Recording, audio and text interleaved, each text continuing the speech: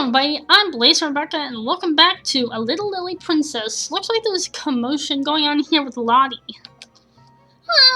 Haven't got anything. Mama! You wanna be whipped. You shall be whipped. If you do not hush, you naughty child. Lottie wailed more loudly than ever. Miss Minchin emerged from the room, her hands pressed to the sides of her head, and paused when she saw Sarah lingering outside. Oh, Sarah dear.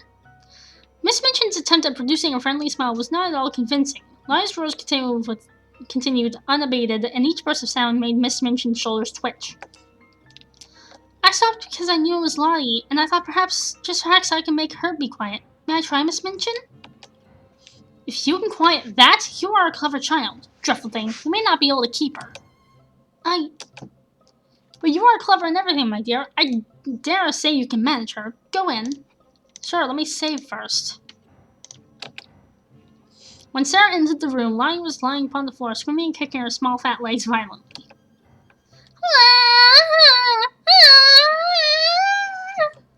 Sarah stood by the howling, furious child for a few moments and looked down at her without saying anything. Then she sat down flat on the floor beside her and waited. Except for Lottie's angry screams, the room was quite quiet. This was a new state of affairs for Lottie, who was accustomed to hearing other people protest and implore, and command and coax her by turns. To find that the only person near her did not seem to mind in the least how she kicked and screamed and was unusual, it made it necessary for her to pause her sobbing in order to see what was going on. She opened her tight-shut, streaming eyes to see who this person was, and found that it was only another little girl, but it was the one who owned Emily and all the nice things. Sarah looked at Lottie quite curiously, but said nothing. Lottie sucked in a gulp of air, but the noise she made sounded rather half-hearted. I haven't any mama! Neither have I. Lottie blinked rapidly at this unexpected answer. Her legs and arms ceased their kicking and lay flat against the floor. Where is your mama? She went to heaven, but I'm sure when she comes out sometimes to see me, though I don't see her. So is yours. Perhaps they can both see us now. Perhaps they are both in this room. Here! Lottie sat bolt upright and looked around, seeing nothing. Her face began to scrunch up again. We can't see the people who live in heaven, even when they come to visit us. They travel like wind or sunlight. You can only feel them for a moment if they touch you, and then they're gone. They can go anywhere in an instant, but most of the time they stay up above. Their land is full of lilies, fields and fields of lilies, and when the soft wind blows over them, it wafts the scent of them into the air. And everybody is always breathes it because that soft wind is always blowing. Wind and sunlight, and the streets are always shining. And little children run about in the lily fields and gather armfuls of them, and laugh and make little wreaths to wear on their heads, or spin cloaks and dresses on soft lily petals. Is that why the game is called A Little Lily Princess? The petals never go dry or brown, but when the children grow tired of them, they toss the petals into the air and they turn to clouds. Lottie had by now quite forgotten to cry and was leaning forward to hang on every word that Sarah spoke. In that shining city, people are never tired. However far they walk, they can float anywhere they like. Oh, was she upset because of her mother? Oh! And there are walls made of pearl and gold all around the site, but they are low enough for people to go and lean on them and look down onto the earth and smile. From those walls, sometimes they dance down to visit us. Other times they whisper beautiful messages into the wind and hope that someday we will hear them. Oh, I want to go there. Whoa, don't get any ideas. I haven't any mama here. Sarah saw the danger signal and took hold of Lottie's hand with a coaxing little laugh. I'll be your mama in the school. We will play that you are my little girl, and Emily shall be your sister. Shall she? Yes, let's go and tell her, and then I will wash your face and brush your hair, and both of us shall have a little bit more family.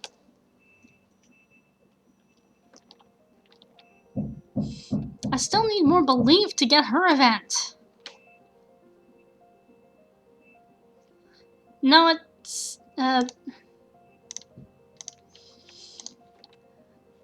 okay, just only this. I should probably skip an event. No event this time.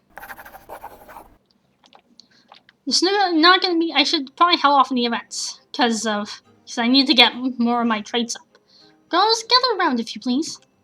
We will be welcoming a special dance instructor today who's visiting us from France. She will be leading you in exercises to increase your grace and posture. Go and change the leotard-style dancing costumes. She swept off to her office, and the girls clustered eagerly together. A special dance instructor? Do you suppose she might be from the Ballet de l'Opéra de Paris? The Ballet of Opera? The Paris Opera Ballet, of course. The absolute birthplace of romantic ballet, and then go all the way back to the court of the Sun King. Oh. I'm not so fond of ballet as you are. No one is as fond of ballet as Jessie is. It is a sickness with her.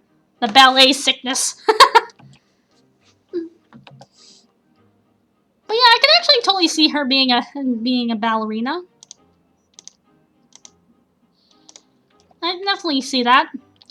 I wonder if it really is something that can make you like one thing or one person more than another. And if there were, would anyone wish to be cured?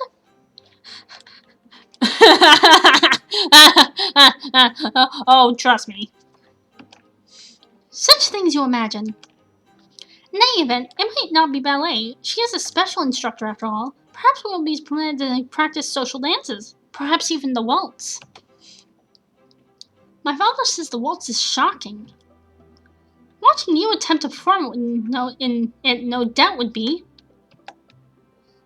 If we are allowed to waltz, I will be dancing with Jessie. Oh. Perhaps we had better go get our costumes? Guard is very sensible. It took only a little praise to make that poor Miss St. John look pleased. The dancing lesson did not progress quite as anyone expected. Ooh! Lottie over there. I did not see how this can be described as dancing. Oh, you'd be surprised. It is preparation for dancing. We are learning to stretch and relax our bodies so that we may move more beautifully. It's French. Sarah, is this the way things are usually done in France? I've never asked Marat whether she took dancing lessons. I want to walk on my hands! Lottie. Leave your hands on the floor long enough and Gerd will trot on them for you. Jessie, be careful, you are tickling me.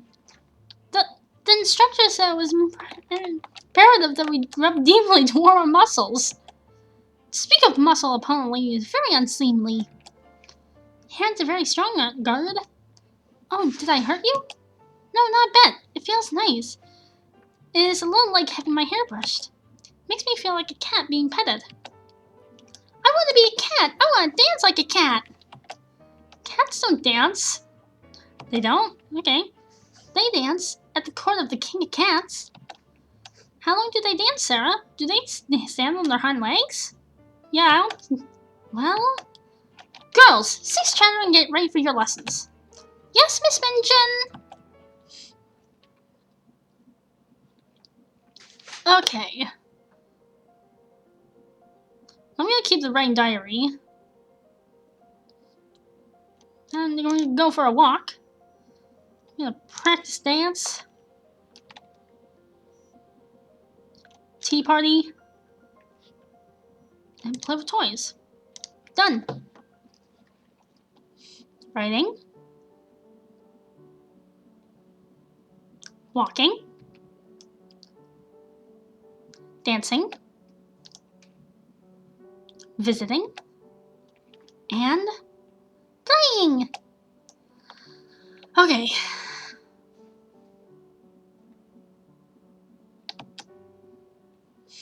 Are you well, ma petite? Yes, I'm only feeling a little tired. The days have been growing warmer, but the air never feels the same way it did in India. I suppose God is right, and it is the smell of London. Even if I cannot distinguish one scent above the others, that would mean London. It must always be there. As I am. Bon courage, mademoiselle.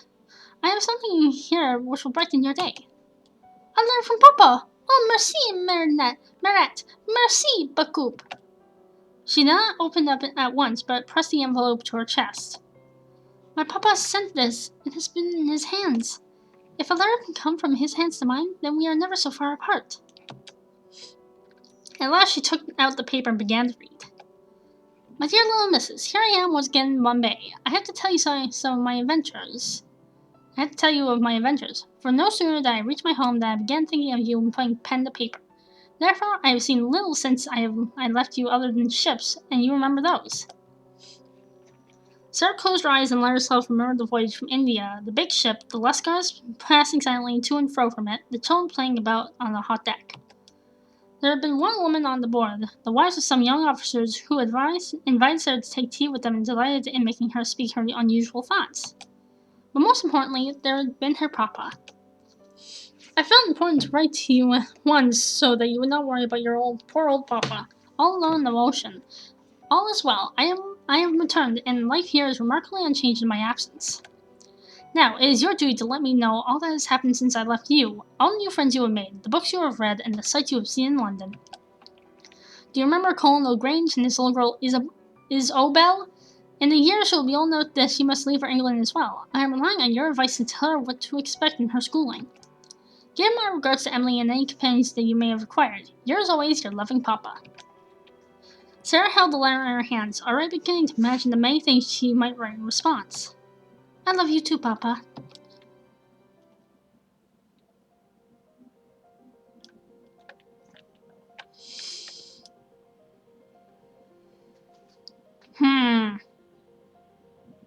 Knowledge, patience, sympathy. No event again. Sorry. New week. Huh! Heist! I think I hear Sarah coming. Quickly, step aside. Don't let her see us. Excuse me. But why? Shh! Lavinia took hold of her friend's shoulders and pushed her back against the wall. Wait a moment. There, she's gone. Why are we avoiding Sarah? Ever since she's got the letter, it's been nothing but India this and India that. If I have to hear her say that word again, I'm afraid my hair will fly right off my head. Please do. I like her stories. Do you know, her father has chased down the tiger? He shot the one whose skin Sarah has in her room. That's why she likes it so. She lies on it and strokes its head and talks to it as if it were a cat. It's kind of disturbing, actually. It's simply disgusting. If it were a attack, it would have been one that he had killed. What next? Will she drown Tybalt and have him stuff for a pillow?